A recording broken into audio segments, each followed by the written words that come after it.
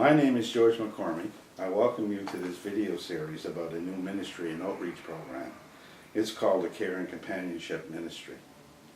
I've been involved in parish ministry for most of my adult life. I'm presently a parishioner at St. Mother Teresa of Calcutta Parish located in the north end of Halifax. And I've also been an active member of the Knights of Columbus. The Care and Companionship Ministry is a ministry that addresses the needs of the sick and dying. For most of us, talking about dying does not come easily. It's not normally part of our daily conversations, yet it is at the center of who we are as social beings and people of faith.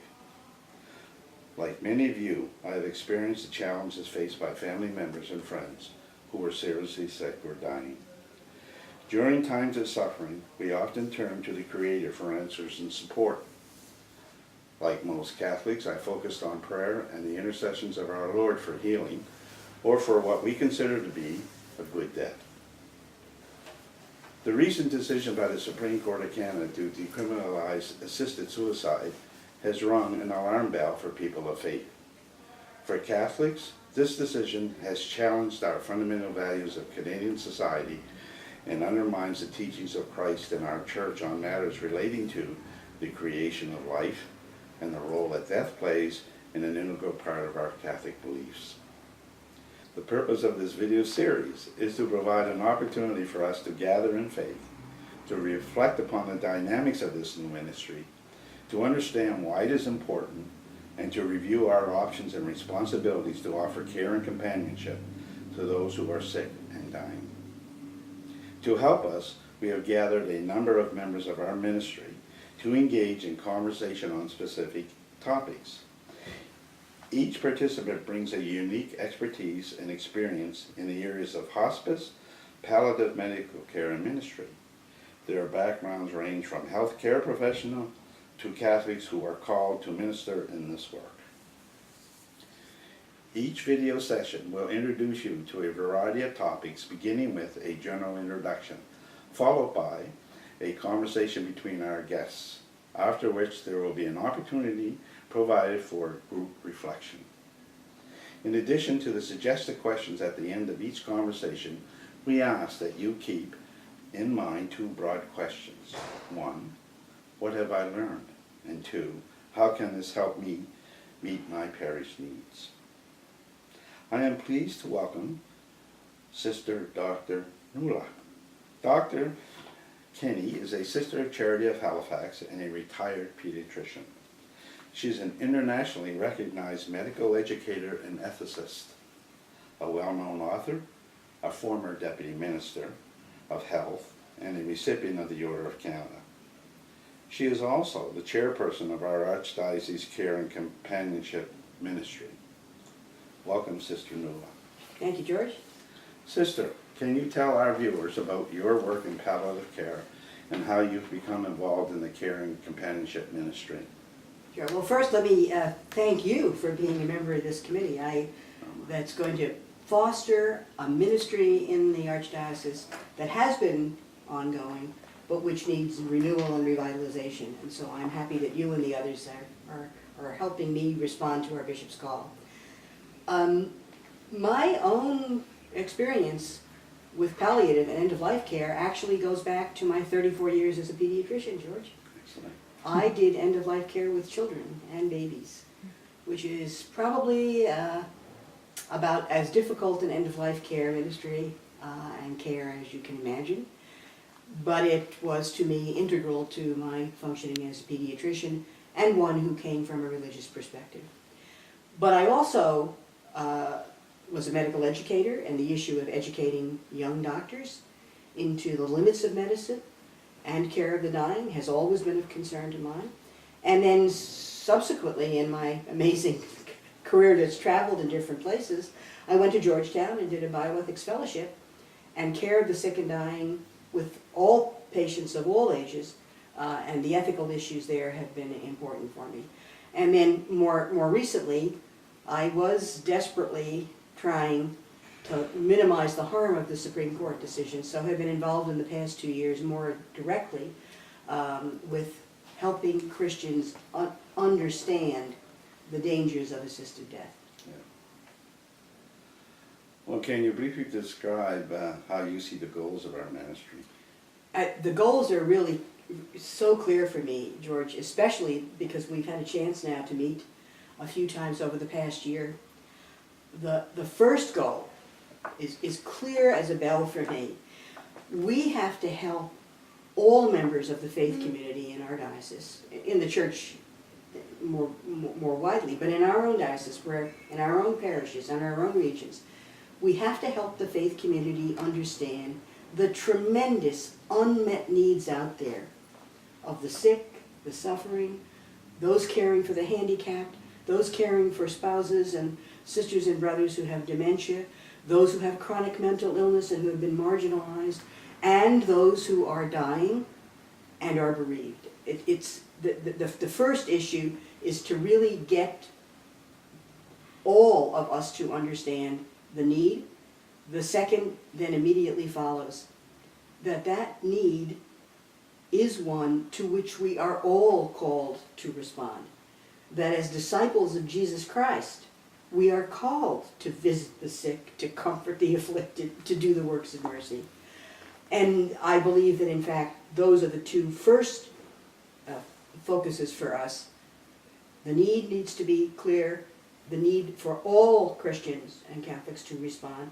And then third, much more specifically, there are some persons who will be called to specific ministries within parishes and within the region, and to give them information and supports about those ministries. Who do you think our target group is? In other words, who are we trying to serve in this ministry? Well, when I reflected on need, I think it becomes clear then we are an aging country. We are an aging church. The issue of the elderly who are isolated and living alone, the elderly who are dependent and living in long-term care facilities, a particular group. But we all, at all ages, for ourselves and our loved ones, have acute hospital experiences. An injury, an accident, an infection, the threat of the cancer diagnosis, that immediately bring us into the need for pastoral response in hospitals, both by the chaplains, the priest chaplains, and by lay chaplaincy and pastoral care workers. So it can be the aged, those in acute care. We have a huge crisis in Canada of those who are chronically ill. So they're not completely well, but they're not sick in hospital either. And they're living their lives with issues of dependence and sometimes great loneliness and great care burdens and their pastoral needs.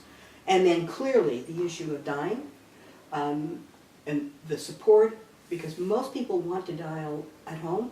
Most people do die at home and in the community. And yet the supports that we have in Canada, repeatedly we know, are inadequate for the hospice palliative care needs of Canadians. And yet we've legalized assisted death. So the dying, and then the group that I think we forget easily, which is the bereaved. So comforting the afflicted and those who mourn is also part of our ministry. So it's real live people that have been next to us in church and suddenly disappeared. You talk about that all the time. And nobody says, hey, where did he go? Is anybody taking care of him? Is this because his wife died and now he can't get to church? So a new understanding of the way in which, in whatever their illness experiences might be, there's a pastoral need to bring them the comfort of the gospel. So given the breadth of this client group, if I can use that term, how do you see the challenges of this new ministry in the Archdiocese of Halifax? Well, the first is, there's no question that it's raising awareness of need. But the immediate next step is to get people to accept that there is a need to which they are called. We've become far too complacent in North America, in Canada, in Nova Scotia, with thinking some healthcare professional, some social worker, some agency is going to take care of the needs of persons who in fact are sick or suffering or dying. And so there's not just an awareness of need, but it's a motivation to respond to that need because you are a follower of Jesus Christ. And then the third issue is we're going to be developing a website, information, resources to get them readily available to groups and parishes and regions that can help them know how to do this and can help persons who think they have nothing to contribute to realize they have a gift that they can bring to the care of those who suffer. Indeed. Which brings me to my final question, and perhaps the most important of all these questions. How would you see the ministry's work as an expression of renewal and transformation? Well, for me, it is all about renewal and transformation. I mean, Archbishop Mancini has repeatedly over the last 5-6 years called us to a deeper understanding of accepting who we are as followers of Jesus Christ. That means knowing who Jesus is and acting as Jesus did. Well, his healing, reconciling ministry, his care for the sick and the suffering was the hallmark of his ministry. As a doctor by training, I think the healing ministry is the ministry of Jesus Christ. And so I think this is a way to become a real and active disciple of Jesus Christ in ways that no matter who you are, you can go and have a cup of tea with an elderly person who has no one to visit her anymore. I mean, there are others who have great talents for sitting with those who are dying or accompanying the family members of those who are dying. So it is in these ways, I think, that what we're doing is, the way I looked at it, and I've said once to the bishop, look, I think what you want us to do in this ministry is to walk the talk of being a disciple of Jesus Christ. Well, thank you so much, Sister, for your insight and commitment to this, what I feel to be an extremely important ministry. Thanks, and I can't do it without you and the rest. Well, we rely very heavily on your insight and your leadership.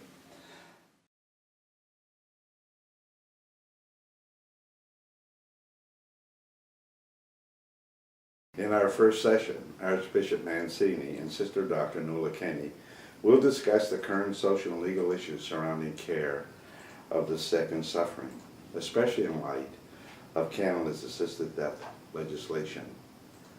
They will explore the urgency of providing real, tangible support from the entire community of faith and the need to renew ministries of care and companionship in parishes and regions.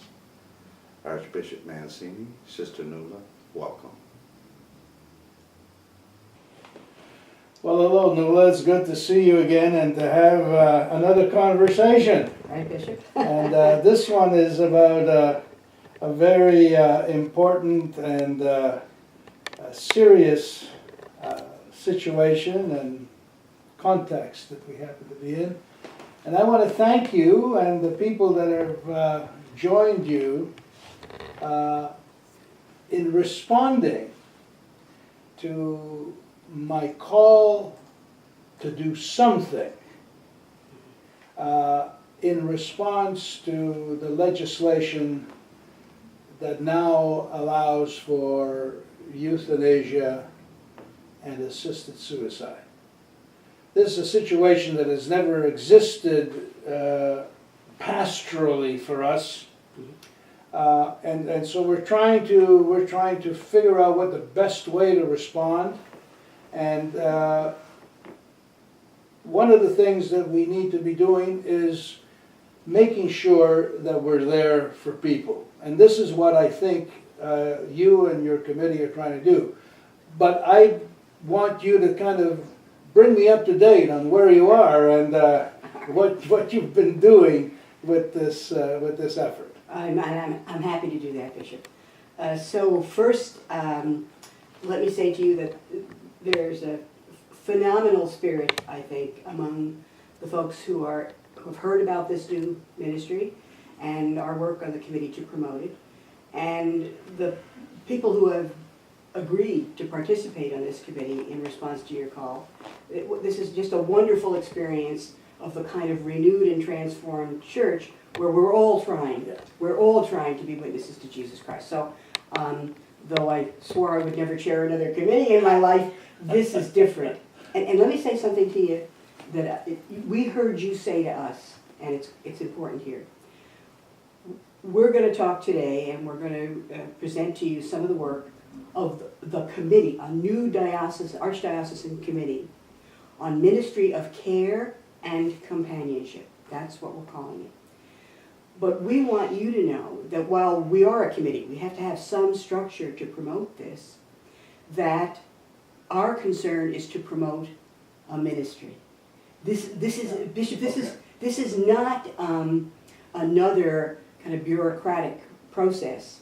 This is a group of persons who are coming together to try to utilize the talent and ability and commitment as Christians that you know we all need if we're going to be agents of mercy in the world in which we find ourselves. So that focus, I think, was something that was important to you. And I'm glad to hear that, because the church exists for ministry.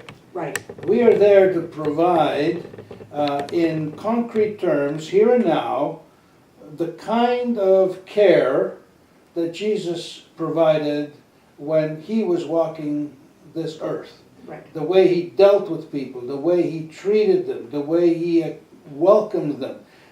This is what ministry is about. And it's also what we really need right now in terms of making a change in our church. And in our world, Bishop.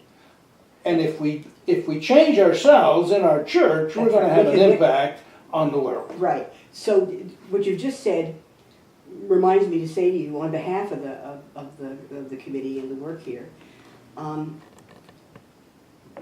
you had said in the very first letter that you wrote after the assisted death legislation that you were recognizing the reason that people request assisted death has very little to do with inappropriate pain control.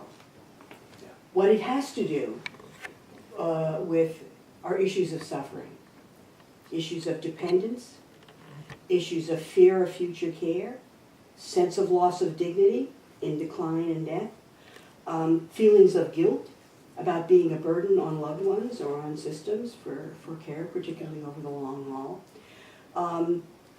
These are issues, guilt, sense of indignity, abandonment, isolation. These are issues of suffering. That's right. But you and I both know that one of the problems with this assisted suicide legislation is our recognition as Christians that most human suffering occurs with no medical condition at all. Suffering is a universal human experience. So some of the urgency here that we recognize is what we have done in this legislation is to medicalize suffering with, by the way, all of the ramifications of that for us as Christians who believe in the Paschal mystery, the suffering, death, and resurrection of Jesus Christ.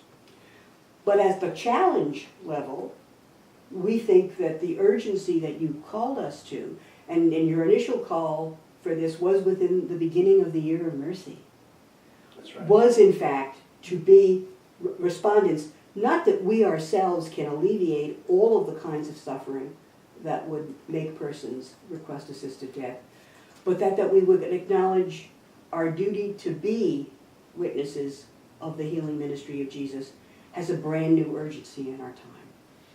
And so we need to do some very concrete things in our parishes.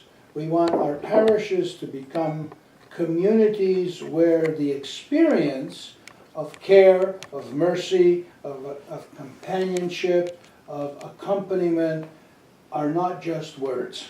Right. And so your committee is setting up a ministry that I'm hoping will manifest itself and be established in all of our parishes.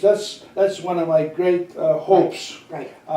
But we're not there yet. Right. No. So tell me what your committee is proposing and how we're going to get there. So this is my progress report? Is that This is it. This is your So I think, progress. all things considered, for less than a year, I think we'd get an A. I think we'd get an A. I hope I'm we do. sure you always get an A. We'll get an A for trying. We'll get an A for trying, Bishop. So, I think that we took you seriously at one of the meetings you came to, when you said that all of our work should acknowledge that it is, in order to promote this ministry, that we have to take an approach that is both inspirational and educational or formative. Yes.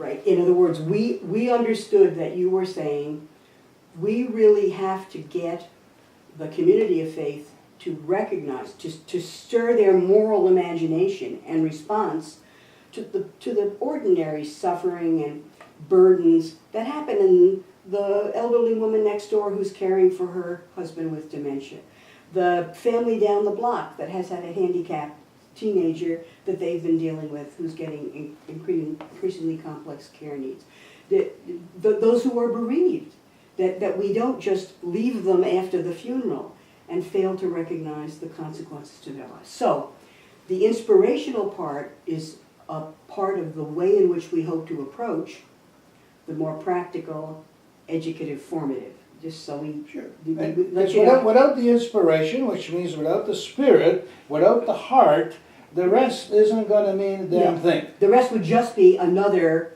committee trying to do tasks, Yeah. not a work of transformation and spiritual renewal. Fair Okay, enough. so that's the approach. Then practically speaking, we're also, we've got some folks with lots of experience in palliative care, in visiting nursing homes, in ordinary parish life and work. We committed ourselves first not to reinvent wheels, Bishop. We know that there's a lot of material out there that we need to gather together to make accessible to individuals, parish groups, and the regions that helps them, one, understand the need for the ministry of all, to the spiritual and corporal works of mercy, to care for the sick, suffering, dying, and bereaved, but also recognizes that there are materials out there and programs here and there, certainly across Canada, a few places where we've got some wonderful examples, where they've focused on development information about particular programs. So we're focusing on the educational side of things, on education of the entire Christian community to the duty to care for the sick, but also focusing on the need to find information, program support that is available for the development of particular ministries within the parishes, and some of these will be within regions to share resources. So what we're going to try and do then is develop, we're in process of development, a website for easy access to a whole host of resources. Everything from a place where you could get prayers that you and your family might be able to use at the bedside of your dying mother, to information about how to do advanced care planning, about your wishes for end of life that is totally compatible with the Catholic moral tradition, to then resources about the different kinds of ministries. So that information we're working on making accessible. This video series is our first attempt to get out there something that begins to stimulate the moral imagination and gives you some idea then of the detailed kinds of programming that we hope to work on over the next while. And I'm glad to see that. So inspiration, education, and information of various kinds. Various kinds, yeah. But you know what I'm really concerned about? Is I'm concerned about getting people who are actually going to do something. Right. Oh, but the whole purpose of the educational formative aspects is precisely to get people up off their seat. Indeed. In response. It's one thing, it's, look, we see this all the time, Bishop. You watch television and you see a starving child in Bangladesh, and you kind of, oh my God, can't look at that, can't look at that. And then you change the channel and you watch the Food Channel create a 5-course meal. We all have this tremendous moral blindness to the pain and suffering that's right in our neighborhood, right next door. One of our members on the committee constantly talks about his worry that, particularly with the aging of Canadian society and issues of aging and care of dementia and care of the elderly being so important, you go to church, for those who are still going regularly, and suddenly you notice John's not there anymore. John always sat in the fourth row on the left. And nobody says, hey, did you go find out, is he okay? Yeah. Is there something that we need to do? So there's the inspirational part is going to be linked with programs and leadership development in the parishes for everything from making sure that if you live down the block from, or you've been in the nights with him, when he doesn't show up, somebody says, you know, he is my neighbor. Yeah, he's your neighbor, and what you're also saying in a different way is something that I've been hoping for as long as I've been here in this archdiocese, which is a transformation of the whole church. Yeah. What's at stake here is changing our understanding of who we are and how we are to be together. These people who are suffering, these people that are in need of care, are not people on a television screen. Right. These people are us. Those people are right here, right now, Right. and it's all of us, and they're not just in the pew that the person always occupied. They are right within our own families. Absolutely. And so, you know, this ministry of care and accompaniment, this ministry of looking after those who are in need, that's what the gospel of life is. Right, right. And let me say to you, Bishop, that I couldn't agree with you more on this one. That if there's anything that's going to get Catholics who have found it easy enough to go to services and fulfill obligations, try to be nice people, but don't do much else. If there's anything that's going to get them to understand, you don't just go to the Eucharist and then go back to the rest of your week. That you go to the Eucharist not only to give thanks to the gifts for the gifts you have had, but to receive the strength to be Eucharist, to be that healing to those who are around you. So I think you're right. I think this is an issue where surely this has got to be able to get us aware that these are issues here and now. And it's not for strangers. Well, first of all, there are no strangers in the Christian tradition, right?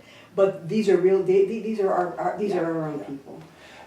You know, I go back to my point that my concern is to get people to take up this ministry and do it. And that's also looking in our own communities and recognizing the resources that are there. You talked about all the resources that are going to be made available on a website and information, all that, but there are people right in our respective parishes who have expertise. Absolutely. And who can bring to the ordinary person of the parish some insights and some abilities and some ways of handling what are actually very difficult situations to handle. So you need to know, as part of my progress report, I didn't get an A because I forgot to tell you, that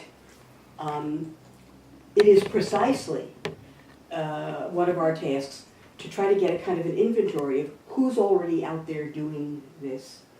Because there are many persons doing bits and pieces of this valiantly and true agents of mercy and care throughout the diocese. So who's doing what? How do we empower and strengthen them and encourage them? But then how do we also get all of those who are not involved in any way in this particular aspect of Christian witness? So while education is important, part of what we've discovered, and this is because of the work of many of the folks in our archdiocese that actually are involved here, the many people who would have a desire to do something more, they do recognize they're naturally people who are either hospitable or sensitive to the needs of others, don't feel that they could do something. Like they feel that, you know, I don't have a gift for that, which is why the accompaniment part of this ministry is so crucial. This is about presence. Yeah. This is about being with. This is about making community real for members of the body of Christ who actually feel isolated from the body of Christ. And part of what we hope to do in the formative aspects and in developing encouraging programs is to give folks who don't feel they have a gift the knowledge that we all have gifts to contribute, And as they get that sense, they have a gift to contribute to the ministry of care and companionship. We give them tools to grow that gift and to make it stronger. See, I think the notion that you have to be an expert has actually caused us a lot more harm than we realize. Because it's not always being an expert that's required in a particular field. What we need to be is what Pope John Paul, now Saint John Paul II, used to say, we need people who are experts in humanity. And so the biggest gift that any one of us has to share is our hearts. That's why the inspirational is so important, because without heart, there is no mercy. Right. And where there is mercy, there is the face of God. And again, you're right. If you I'm always right, Brad. well, that's another conversation, you guys. But on this one, you're absolutely right. If you, as wearing my doctor ethics policy hat, part of our problem since the beginning of the 20th century is with the kind of major medical advances, not only in medical science, but in the organization of healthcare systems and social systems. We have come into our century, into our 21st century world, assuming that if you're sick, a professional will take care of you. Yeah. Assuming that if you're elderly, there's some facility or social worker that's going to take care. We have, in fact, abrogated in many ways. Now, I don't want to betray who I am. We need doctors, we need facilities, we need long-term care facilities, and we need people visiting in them. But we in fact have lost this sense that this is our obligation. That's right. And in the church, that notion of our ministry, or even the fact that the church is a we, not an assembly of independent, autonomous people sitting side by side in a pew. That's not a church. That's just a gathering.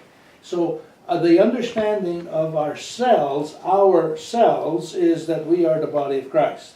And each member has something to bring to the task. And that task is about helping people realize that they are wanted, that they are loved, and that they are cared for. That's what this ministry, like the ministry of Christ, is intended to do. And I can just say to you that I think we have some wonderfully dedicated persons, not just on the committee, but we're developing a large list of resource persons who have, right across the Archdiocese, who have wonderful, wonderful insights and expertise in different aspects. So we're recruiting a group of people to help the development of this ministry and to be available for encouragement and support across the diocese as we move along. And one of our hopes, too, Bishop, is one or two of the dioceses out west, basically through Catholic health organizations, have actually developed manuals that are kind of available that give people how-to that can be then disseminated to small groups, regional discussion groups, and the like. And we also, in addition to the website, because we do know that that kind of material can be helpful. So we have a plan of action. We hope that our reach is not further than our grasp. We're totally committed to try to help here. And we're all absolutely positively rooted in we're only going to do this and do it well if we, in fact, deepen our own understanding of the ministry of Jesus Christ. And I can tell you that even so far for the group, I think we're different and we've got a process of coming to know each other, which is the task always of community. But this is a fantastic group of Christians wanting to do something to witness the ministry of Jesus Christ to the sick and suffering. Well, that's very hopeful for me. One of my concerns has been what do I want from this? What do I hope will be accomplished? Well, some of those hopes have already been stated in the sense that I hope it's going to transform our whole church and the way we understand ourselves. But I was thinking about it a little bit earlier today. I read somewhere that the way we treat the elderly, the poor, and the sick reveals who we are. and what kind of society we live in. And I think we can say that also for our church.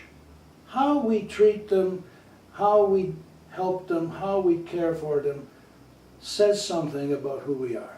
And so my hope is that by assisting people when they're facing suffering, when they are struggling with their last days of life here on earth, that we can become sources of hope for them when they are tempted to not have hope.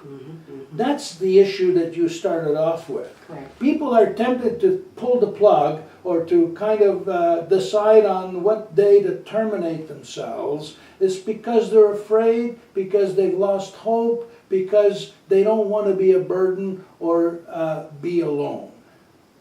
And I think what this ministry of care can do is what Jesus did for all of humanity, which was to provide for all of us a sense of connection, that we are not alone, that we are connected to God. And because we are connected, life makes sense.